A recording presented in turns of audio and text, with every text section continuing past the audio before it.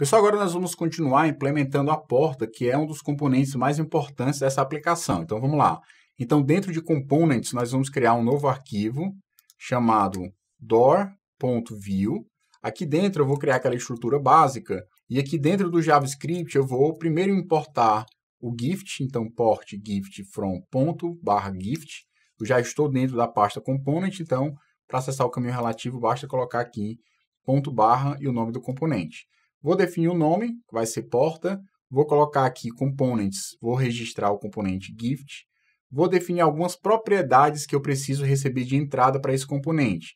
A primeira propriedade vai ser número, que pode ser um texto mesmo, posso colocar até como number, sem problema nenhum. E vou definir a segunda propriedade, o hasGift, para ter o tipo boolean. O number, embora seja um número, eu não vou tratar ele como número aqui dentro, vai ser um texto de fato que vai ser só exibido para ser o label da porta. E o hasGift, de fato, ele é uma propriedade que tem que ser booleana, então eu vou colocar o tipo aqui da propriedade como sendo boolean. Além disso, o componente vai ter um estado interno, vai ter dois valores que eu preciso armazenar dentro da porta. O primeiro valor é saber se a porta está fechada ou não, e o segundo é saber se a porta tem um presente ou não tem um presente. E eu preciso guardar mais dois valores de estado da minha porta. O primeiro é se a porta está aberta ou não, e o segundo é se a porta está selecionada ou não. É algo que pertence ao estado interno do objeto. Lembrando que eu já falei para vocês, quem está fazendo o curso comigo, que quando você trabalha com o componente view, a propriedade data é uma função para que essa função possa ser invocada e para cada instância do componente, ele crie um novo objeto e esse objeto vai ter o estado inicial do seu componente. No caso, open vai começar como falso e selecionado vai começar como falso, ou seja, a porta nem está aberta e nem está selecionada no momento inicial que a porta for criada. Já um número e se tem presente ou não é passado como parâmetro para essa porta. E esses dois aqui são dados internos que vão ser manipulados a partir do momento que você for evoluindo, clicando na porta ou clicando na maçaneta para que ele possa ir mudando esses estados internos aqui. Já as propriedades não vão ser mudadas e nem alteradas durante a execução do seu programa. Uma vez que você instancia um componente com as propriedades determinadas, essas propriedades vão realmente permanecer até o final da mesma forma. Então, uma vez que a gente criou a parte do JavaScript, eu vou criar aqui no meu template, vai ser o seguinte, vou criar uma div que vai ter uma classe chamada door-area, vai criar div. Aqui dentro eu vou criar uma div chamada door-frame, que vai ser como se fosse o frame da porta, né? Não sei como é que o pessoal chama na construção, mas é a moldura da porta. Dentro da moldura eu vou colocar o gift, ou seja, o gift não vai estar dentro da porta, e sim na moldura, certo? Como se estivesse dentro de uma sala, alguma coisa do tipo. Logo embaixo eu vou criar a porta propriamente dita. Dentro da porta eu vou primeiro criar uma classe chamada número, que vai ter dentro dele o número que foi passado como propriedade para esse componente. E logo embaixo do número vai ter o knob, né, que seria a maçaneta da porta que nós vamos colocar. E aqui, colocando Enter, ele vai criar a maçaneta. Claro que isso aqui só vai aparecer quando eu começar a aplicar os estilos, mas vai já fazer isso. Antes mesmo de aplicar o estilo, eu quero ir dentro de app.view, eu vou substituir onde tem gift, eu vou trocar por porta, por door, e aqui embaixo também, né, na verdade, door. E aqui dentro de door eu vou colocar o primeiro parâmetro vai ser number, que eu vou passar 1, e o segundo vai ser hasGift, que vai ser falso. Então, nesse caso, é importante você atentar para o seguinte. No caso aqui, eu quero passar número como uma string, de fato, e aí eu simplesmente passo number, recebe 1. Nesse caso, eu quero passar o segundo parâmetro, falso, como um boolean, e não como uma string. Então, por isso, eu coloco 2 pontos.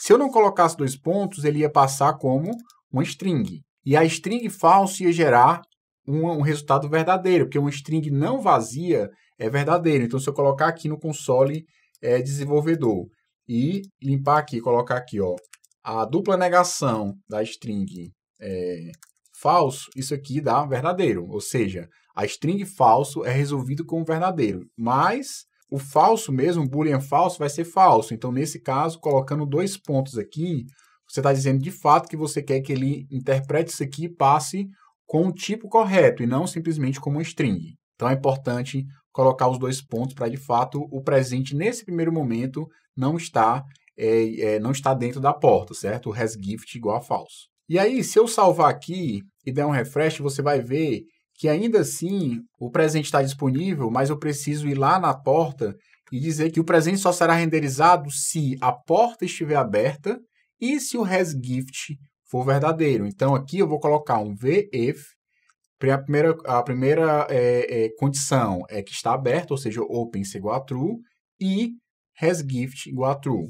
Ou seja, se essas duas variáveis forem verdadeiras, de fato, ele vai, de fato, exibir o presente. Então, salvando aqui, você vai ver que o presente agora não está mais aparecendo, a única coisa que aparece é o dígito 1. Então, aqui ajustando o nosso CSS da porta, eu vou definir aqui uma pseudoclasse chamada root para definir uma variável. Essa variável é para definir a borda da porta, eu vou usar ela 3 vezes, então eu defini uma variável. Isso é um recurso do CSS bastante interessante, que é variáveis, CSS Variables, e para definir uma variável, eu até já falei isso no canal, você precisa colocar aqui em --, essa é a sintaxe, né? Então, no caso, door-border é a minha variável, e nós vamos definir primeiro o estilo para door-area, door-area, então, position relative, a largura vai ser 200 pixels e a altura vai ser 310 pixels. Vou colocar aqui um border bottom de 10 pixels, solid, um cinza, então salvando, você vai ver mais ou menos aqui ó, a borda embaixo e a porta vai até aqui em cima, mas eu vou ajustar ainda. Eu vou colocar aqui um margin bottom, porque se eu colocar muitas portas, as portas de baixo eu não quero que grude com a porta de cima, então eu vou colocar um margin bottom de 20 pixels. Vou colocar o font size 3rm, ou seja, ele vai colocar uma fonte maior. Continuando aqui, vou colocar um display flex e vou colocar o justify content para ser center, salvando.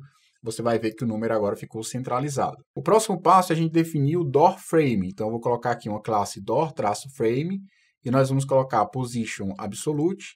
Vou colocar aqui a altura 300 pixels e a largura 180 pixels. Lembrando que eu estou trabalhando com box size em border box. Então, eu defini que o tamanho é 110 pixels e disse que a borda ia ser 10 pixels. Ou seja, o tamanho que ficou de conteúdo foi exatamente 300. E o door frame vai ter exatamente a altura de 300, ou seja, ele vai ocupar 100% da área que está disponível para o conteúdo. Uma vez que eu defini já a posição absoluta, o tamanho, a altura, né, com 100% do conteúdo, e a largura 180, eu vou definir agora as bordas do door frame. Então, primeira borda vai ser a da esquerda, usando a variável com essa função var, e aí acessando a variável, né? Hífen, door, border.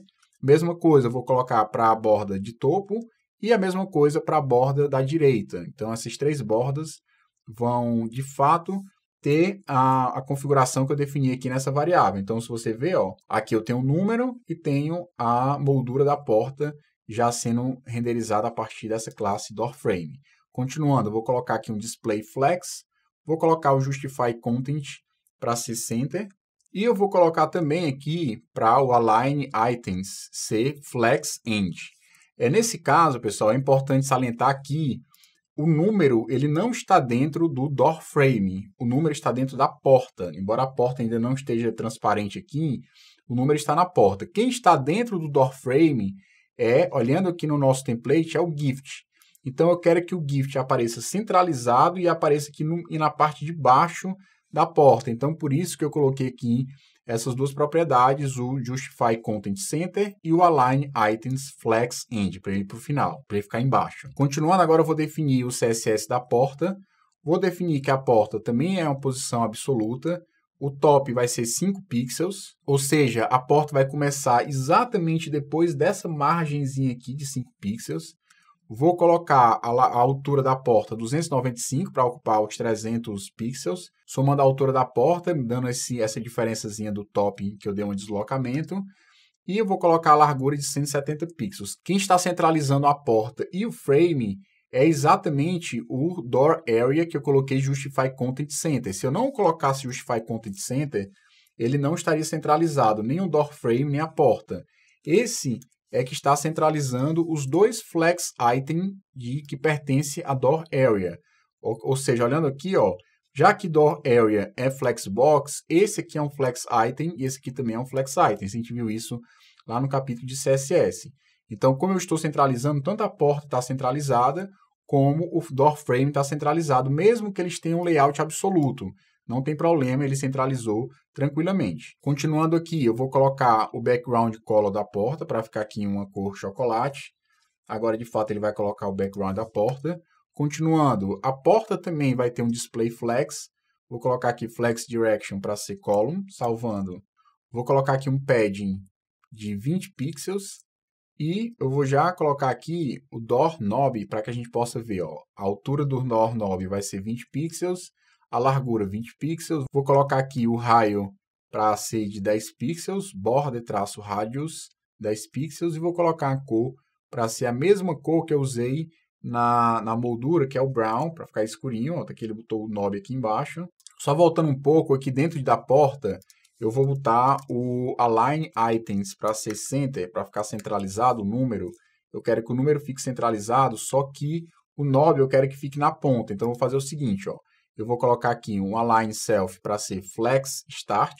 Então, ele vai voltar para o início, mas o número vai ficar no meio. Ou seja, eu tenho como, embora coloquei o Align Items para ser todo mundo centralizado, eu tenho como pegar um elemento específico e dar um Align diferente. No caso aqui, usando Align Self, tudo isso aqui tem a ver com Flexbox, e vou dar um margem top 60 pixels para que o knob, né, a maçaneta da porta, fique mais embaixo e fique mais centralizado aqui na porta. Então, a porta já tem um número aqui em cima, centralizado, e a maçaneta aqui mais ou menos no meio, dando 20 pixels aqui, que foi exatamente esse 20 pixels de padding que eu coloquei em cima da porta toda. Se eu quiser colocar ela um pouco mais próxima, eu posso colocar aqui 15 pixels sem problema nenhum, ou posso voltar para 20 pixels, tanto faz, aquele que ficar mais agradável visualmente para vocês. O próximo passo que eu quero fazer é, clicando na porta, eu quero que ela fique selecionada. Então, para isso, se eu clicar na porta, então eu vou selecionar aqui a porta, vou criar aqui o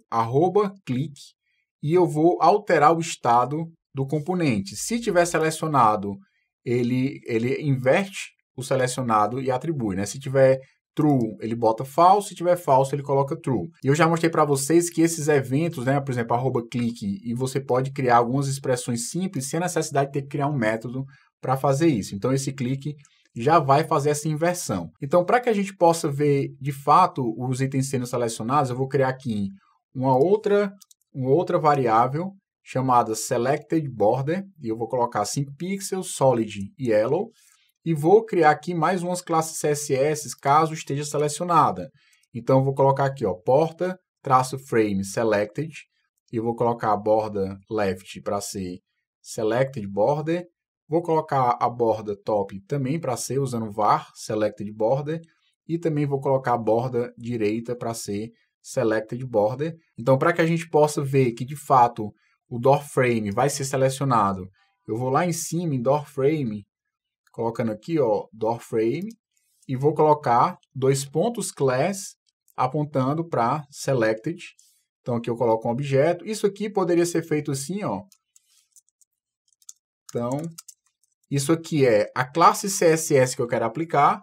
Isso aqui é o valor que ele vai ver dentro do estado do objeto se está selecionado ou não. Simplificando isso aqui para o padrão do ECMAScript 2015, eu posso ter apenas selected, que ele vai olhar se o dado selected está verdadeiro. Se for, ele aplica essa classe selected para o door frame.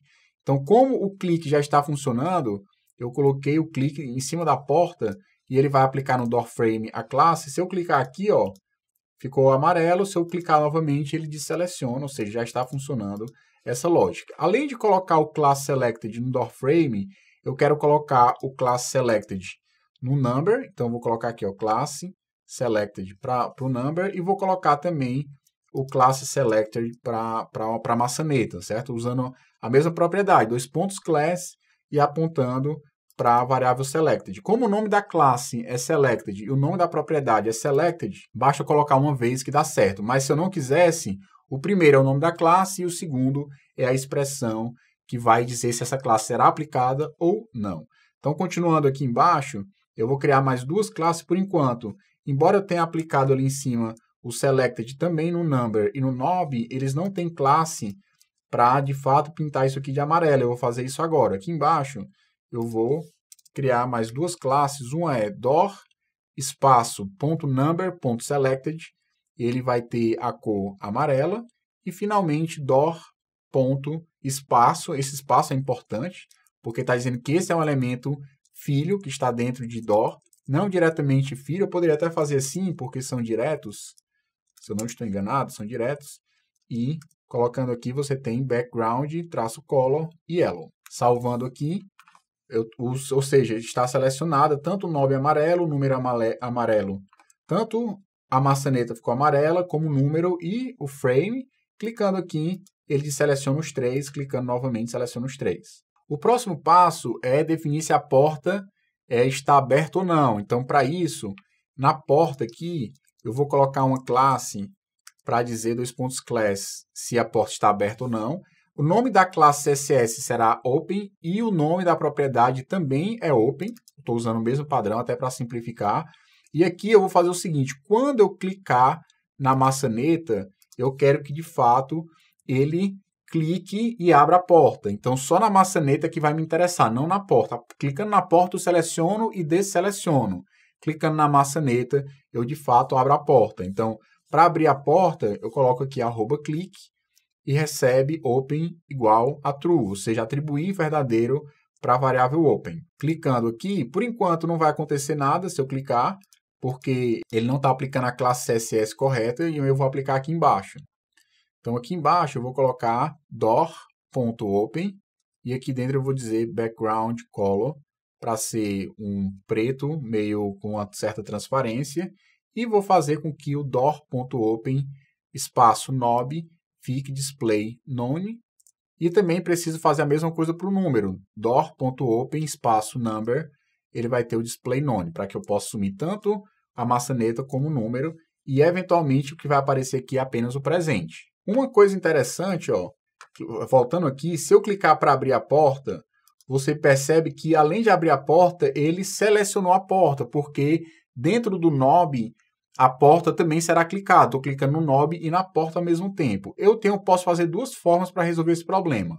Uma forma é eu colocar aqui no clique ponto stop, que a gente já viu esses modificadores lá nos exercícios. Então, quer dizer que esse clique vai parar a propagação desse clique de fora e vai executar essa operação. Então, salvando, dando um refresh aqui, você vai ver que clicando agora no knob, ele não vai selecionar mais a porta, mas uma outra possibilidade que você pode fazer é nesse selected aqui, ele só vai aplicar selected no door frame em duas situações. Se tiver selecionado e a porta não estiver aberta.